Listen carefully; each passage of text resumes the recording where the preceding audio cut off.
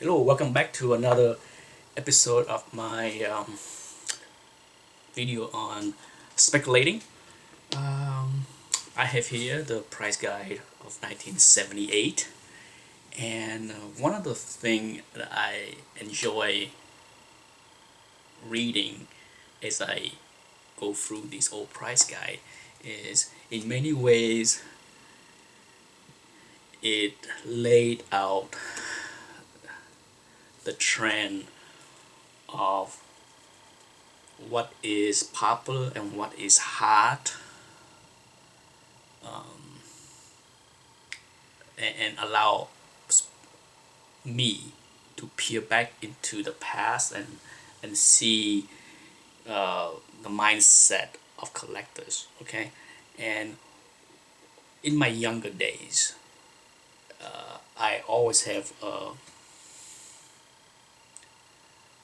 myth that I believe the price guide basically, for the most part, just having some kind of equation where Mr. Overstreet will increase the value of everything by a set amount, like a 5% across the board for every books. That was the myth that I had in my head for some stupid reason. I always thought, oh, it's silly. He just increased the value across the board for every book, so it's not that meaningful to me. Even in the early days, as I had these books, I bought it and used it more for fun, and it's what it is. It's a guide, okay? One of the things that I constantly debate with other collectors is the definition of a guide is that it's a guide. It's not set in stone of anything. It's just a guide. But so as I read through these older price guide today, I realize that in many ways it reflects the mindset of the collectors back in that time frame. So it was not.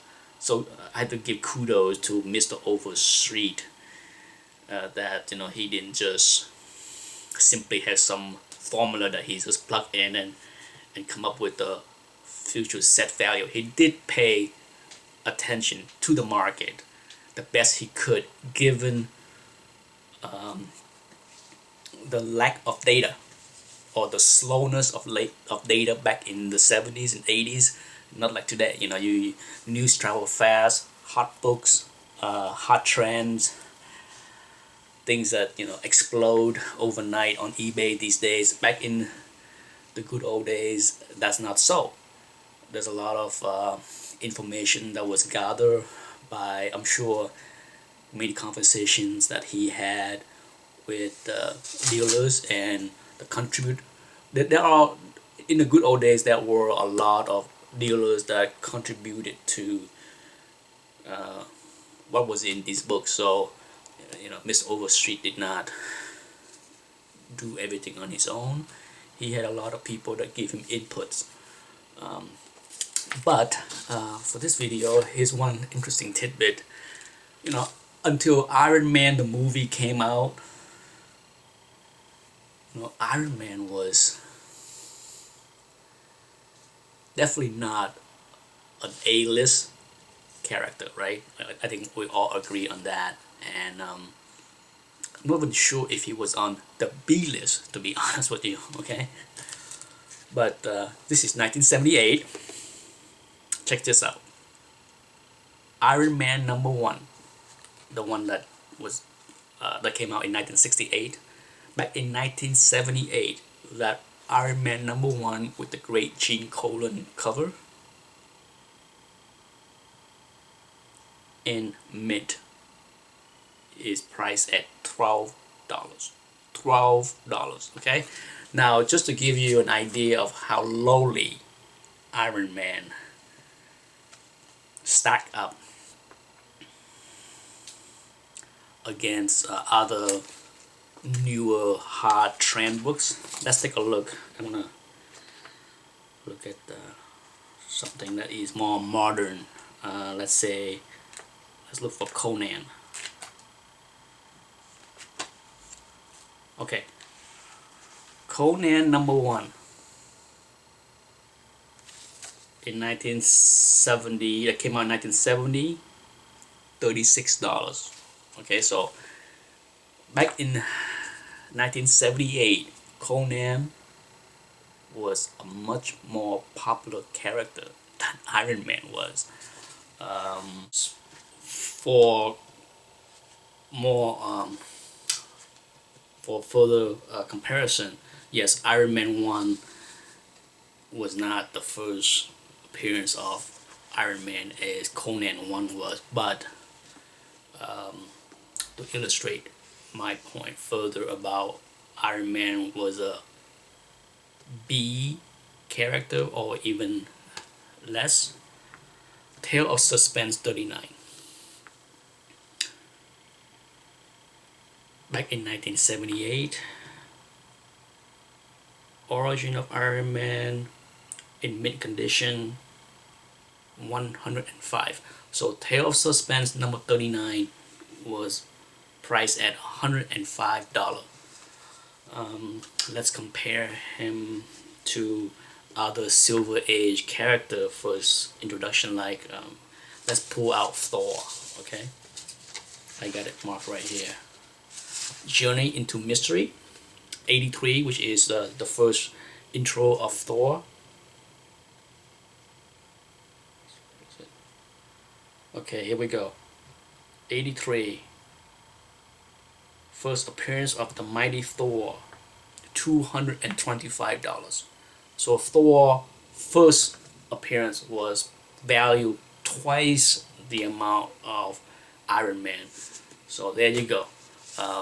These days, if I had to guess, I would say that those two books are likely in line. I could be wrong. I haven't checked the value of those two books, but given how hot Iron Man is, it won't surprise me one bit that he has moved up in value and definitely no longer in the B list. He's in the A list now. The one other thing that was interesting about this book is I came across a word that I thought was interesting. Have anyone ever heard of the term panelologist? Panelologist? It's basically the scientific term that refer to comic collectors, because we collect arts in panels. So panelologist. So it was interesting to hear that term mentioned a few times in this book. I never heard of that, but it sounds scientific.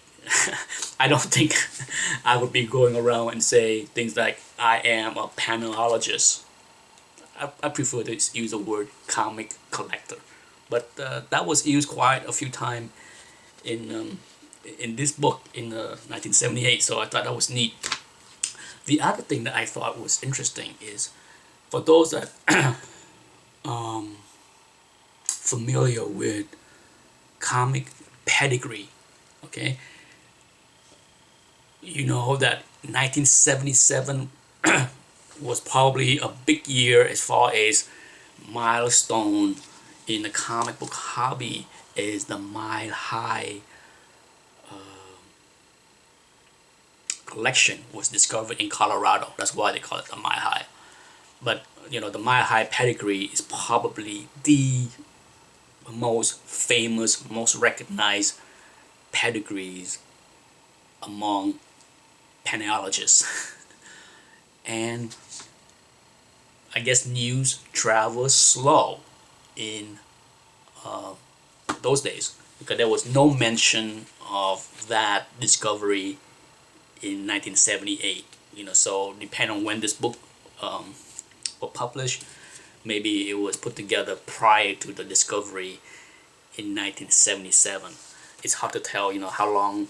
I'm sure this book came out in 1978, but the process of putting the books together took place sometime in 1977. So maybe the discovery of the My High collection happened after. I do not have the price guide for 1979, so I cannot tell if the My High collection was mentioned in 1979. But I do have 1982. Okay, this is my other old copy, and one of the things that I thought was extremely interesting as I flip through this is there is a mention. I wish I planned out a little bit better. Here we go. On page 21. Okay.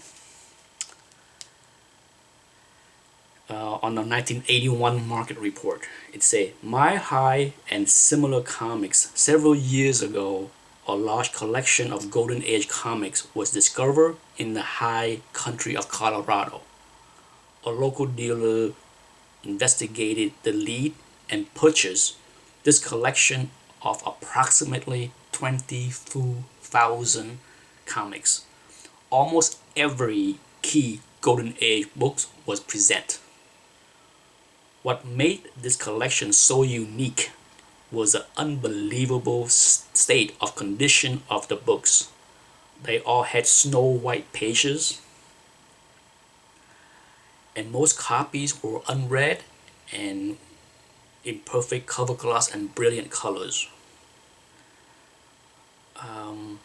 It did not mention the word pedigree. Okay, so here's one of the questions I have for the viewers out there is, when did the term pedigree migrate into the hobby? Certainly, if this book illustrated, they talk about the My High collection, but pedigree was not used yet. So I'm just curious for the pedigree collectors out there, that when is it that the term pedigree start to be used and designated to these kind of collections. So if you know the answer, I love to hear it. Anyhow, I think that's all I have for this video. I have other ideas and thoughts about more about speculation, but I will save it for another video so it's not too long. Okay, anyhow, thanks for watching. Until next time.